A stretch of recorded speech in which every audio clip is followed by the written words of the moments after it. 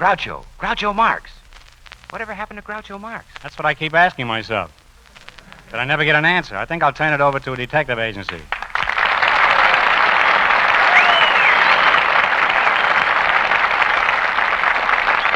Look, Groucho, you're supposed to start this letter. I don't want you to think I'm hammy, Bill, but the least you can do is give me an introduction. After all, I haven't seen so many people since I had my relatives out for Thanksgiving dinner. Well, I'd be glad to introduce you, Groucho, but on this program, you just walk up without an introduction and start talking. Oh, no, you don't. I tried that once with a blonde and got slapped silly. Well, all right. All right, if you insist. Attention, men of the armed forces. In the past, as most of you know, Mail Call has brought you the top-notch guest stars of the entertainment world, such as Mickey Rooney, Edgar Bergen, Bing Crosby, Barbara Stanwyck, and others.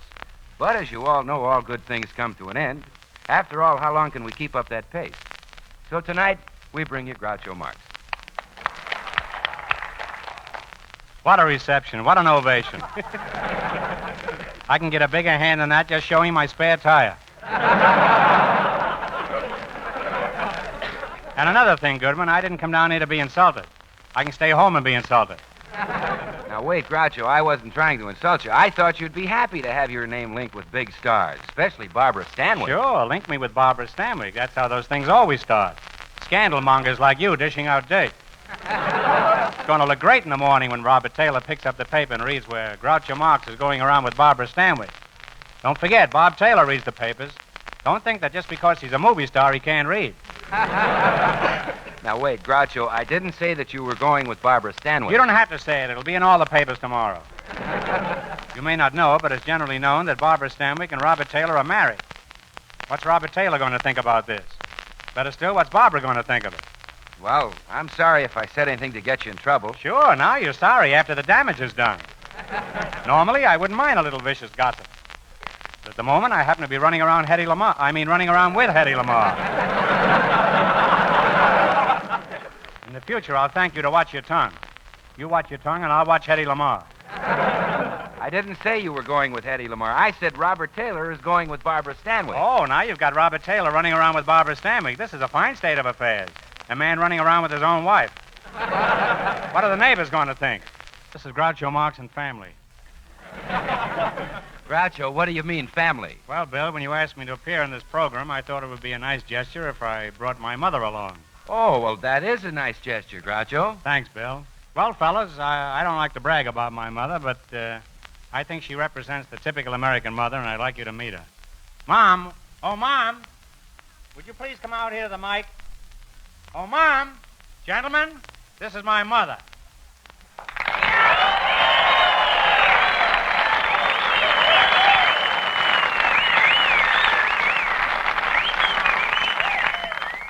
Gentlemen, this is my mother, Mrs. Betty Grable Marx.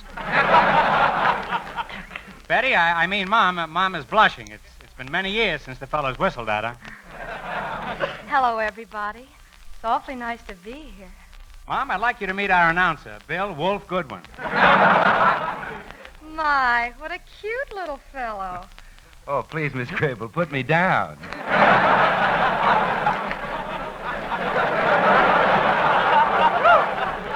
That's not even in the script. And how would you like to be my son, Mr. Goodwin? Yeah, Bill, how would you like to have her for your mother? Well, I'd like it, and so would my father. Yes, and so would your grandfather. I'm sure glad I brought you down here with me, Mom. Don't forget, fellas, write to your mother. But don't write to my mother. Look, Bill, isn't she everything I said she was and more? Yeah, and more. But, Groucho, isn't she a little young to be your mother? Mr. Goodwin, haven't you ever seen a 23-year-old mother before? Well, yes, but not with a 4F son.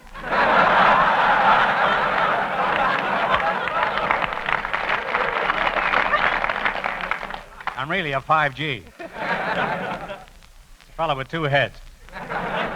Well, Mom, how do you like being here talking to the men in our armed forces all over the world? Oh, it's wonderful, Junior. I'm just sorry that I can't be right there to kiss them all good night. Oh, they don't need you. The first sergeant takes care of them. Oh, gee, I'd like to have someone kiss me goodnight. Oh, are you lonesome, Mr. Goodwin? Look, Mom, don't worry about him. He's strong enough to take care of himself. I'm the one who needs babying. You know, Mom, when I look at you, I can never understand why Father left you. You know, Junior, I'm glad he's gone. You think he'll ever come back, and what can I do to keep him away?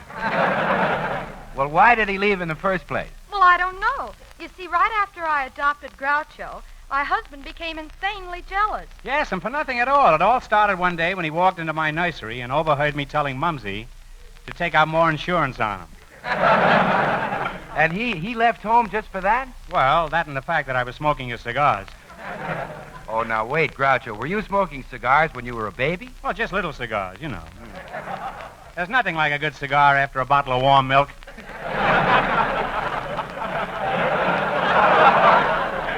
I used to love to drink my milk and then curdle up in my mother's lap. Oh, now isn't that silly? Imagine my husband being jealous of a little baby like Groucho. Well, Mom, maybe it's best that he left. After all, he did worry you a lot. Why, overnight your hair turned prematurely blonde.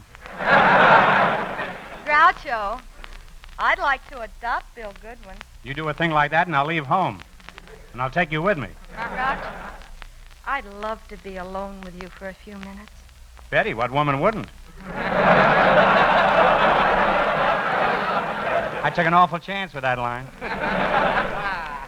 Groucho, do you think we could get rid of BILLGOODWIN?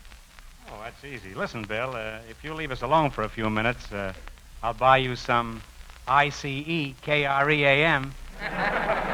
Oh, all right, I'll go. You don't have to bribe me with cigars. Well, that takes care of him. Now, Betty, what's on your mind? I know what's on mine.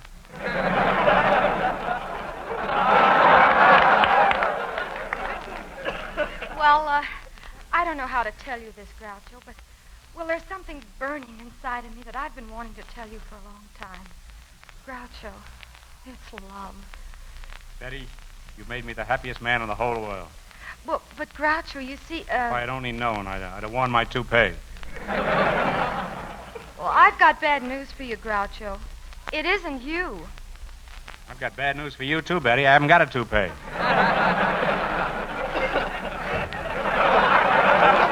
That's a funny switch, huh? You know, you're sort of a legendary character, and I understand an expert on love. I'm a Vine Street Casanova. Well, Betty, I should be an expert on love. I roomed with Tommy Manville for 3 years. The room must have been awfully crowded. There's an answer to that, but I can't use it.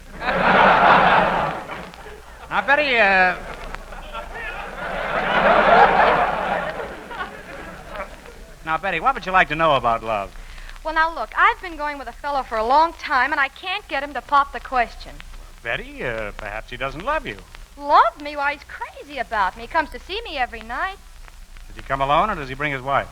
Now, you know I wouldn't go out with a married man. Well, if you get married, you'll have to go out with a married man. Well, why go out with a married man and break up your home? No, Betty, my advice to you is to marry a single fellow. But he is a single man, Groucho. I'm sorry, Betty, but if you want me to be of any assistance, you'll have to tell me everything. Now, why don't you take me through a typical evening at home with your boyfriend? Tell me everything. Well, all right. Now, let's see.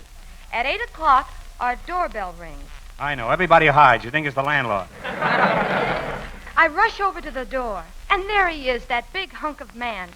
I usher him into the living room, and we sit on the couch. Doesn't he say hello? He looks at me for a half hour. Then I look at him for a half hour. Well, there's an hour shot to pieces.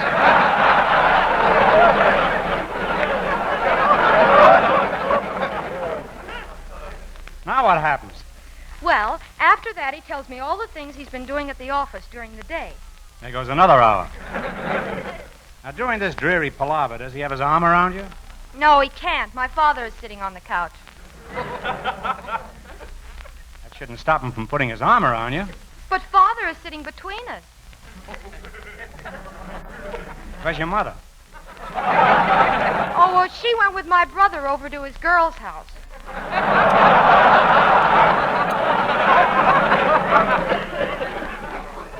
Your folks certainly trust you, kids. Now, tell me, what happens around 9:30?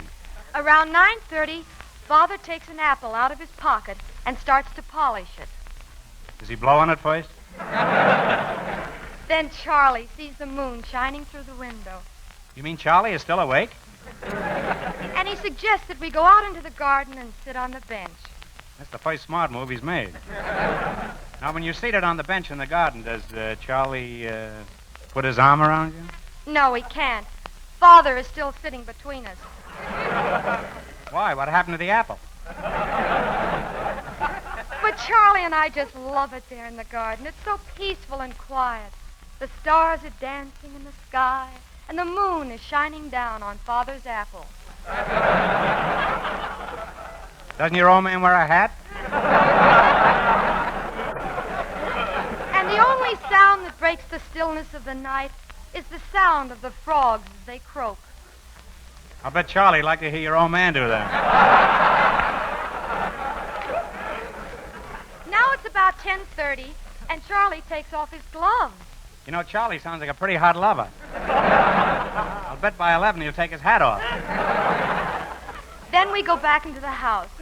You see, Father is getting pretty cold. I imagine by this time Charlie's getting pretty cold, too.